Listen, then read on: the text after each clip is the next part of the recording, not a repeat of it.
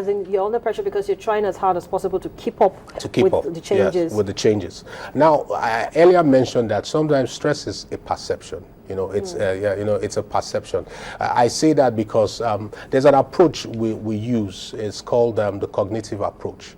The non-cognitive approach is to say this. In simple terms, is to say this event is causing my stress. These things have changed. That's why I'm upset. That's why I'm irritable. That's how people read. So they say to themselves, if this changes, I will stop being irritable. But then not a lot of people know that it's probably because there have been changes in an organization or structure, as the case may be. That's the reason why they've all of a sudden become irritable. They have short tempers and they just can't stand some probably working with other colleagues. Sometimes it could actually be that a co-worker has rubbed them off the wrong way. And in such a situation, how can a line manager identify, that particular trouble before it blows out? If as a line manager, primarily one of your major jobs is to manage people. So you see a worker that was doing well before and suddenly is, productivity level is going low.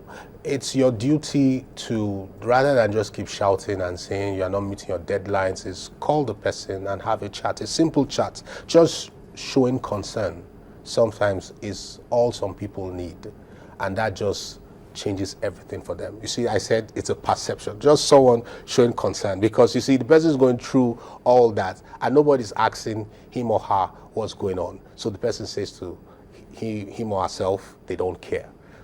Are they supposed to care about you? After all, you're working to earn a salary. You're there for a purpose. As I said at the beginning of the conversation, nobody is there to hold your hand. The company is there, the organization is in need for business, and they're employing you because you're a professional, and you've shown that you can handle stress at your various interviews with various heads of units or departments, as the case may be.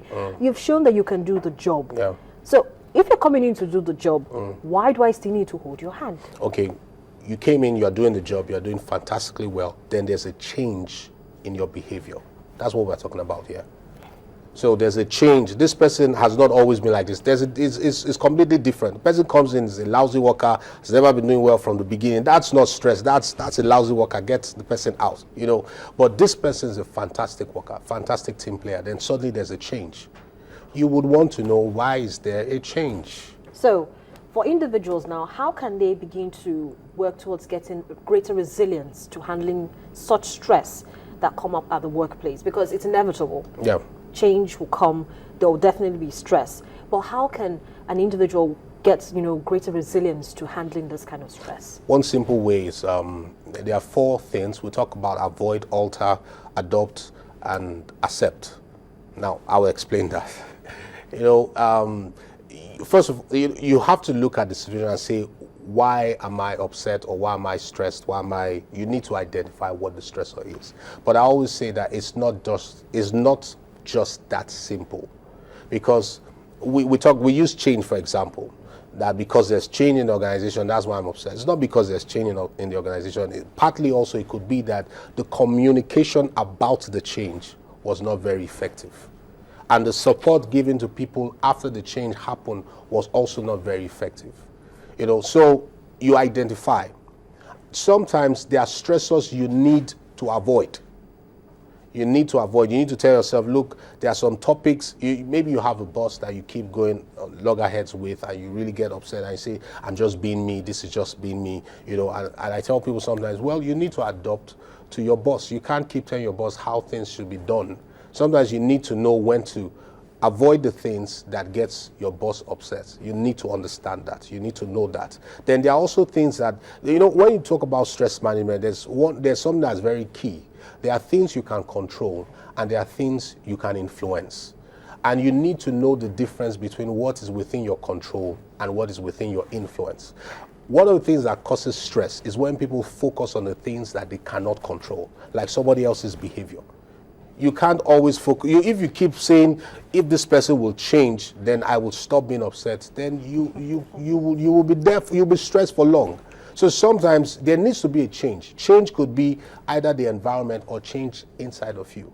And most times what you really have control over is you. So if there's going to be constant change, just telling yourself that nobody, I always jokingly say that no matter how stressed you are, no matter how depressed you are, they are not going to declare a national holiday because of you. You know, so you have to get up and tell yourself, look, get up and move. You didn't come here to look for friends. Now, as much as you would love that to be the environment, but that's not the case. So move on. And you see, what has simply happened at that point is that you have changed your perspective. You have changed your focus. Because sometimes we talk about what are you focusing on per time? What is the interpretation you are giving to the event? So there's change. Just if one other thing is, I said accept change. Instead of just being there constantly fighting against change, you are the one that's going to get worked up. You are the one that's productivity is going to get reduced. So accept change and move with it. So you accept it and you move with it. How about for those people who just have this habit of carrying on? Okay. You know that this particular situation gets you irritable and you just don't want to let go of it. Such people, should they continue to be in a working environment, or should they actually seek medical help in terms of seeing a psychiatrist? Should actually talk about maybe anger issues? Well, maybe we are going too far to say they should seek, as much as I would love that, because that's what I do. But, you know, just a simple support from a co-worker or someone at home. If you don't have anybody in the workplace, I mean, there's someone at home, just talk to someone. This boss is making me crazy. This workplace is making me crazy. I mean, just something that simple. Now, if you still can't cope, then there may be a need for a professional help. But you don't have to go all the way there. There's so much support all around you. You know, there are books also. You could read. There are books on this, on, you know, dealing in a hostile environment. There are books on them. There are tapes, you know, things like that. And just listening to such things or reading such things will go a long way, helping people deal with their stress in the workplace. So, Dr. Edebi, before I let you go, how can a worker become better at handling, you know, negative emotions and choosing to manage them productively? Okay, I would like to round up this way. I always say stress is like the law of gravity. Whether you believe in the law of gravity or not, if you jump from a 10-story building, it will affect you.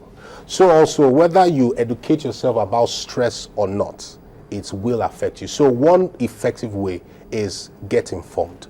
Know more about how to manage your own stress. I mean, there's so much information, you know, on the internet, books and all that. So get informed and, you know, continually improve yourself. And that will make you an effective and an excellent worker. Well, thank you so much, Dr. Edebi, for aptly summing it up like that for us this morning. It's been a pleasure having you on the program. It's been a pleasure being on the program. Well, I've been speaking with Medical Director Grace Hill Medical Consult, and he's also an occupational mental health consultant, Dr. Etefe Edebi, and we've been looking at emotional health and stress management at the workplace, how it affects productivity, drive, and of course we talked about the negative stressors and how these can probably be looked into and ensure that you look at them positively. As he says, get informed, know about the kind of stress that you're handling, and there's so many books and tapes and videos you can watch that can help you to understand how to effectively deal with whatever it is that you're dealing with at the workplace. But that's the program for today. Thank you so much for watching. I'm Harriet Agbeni.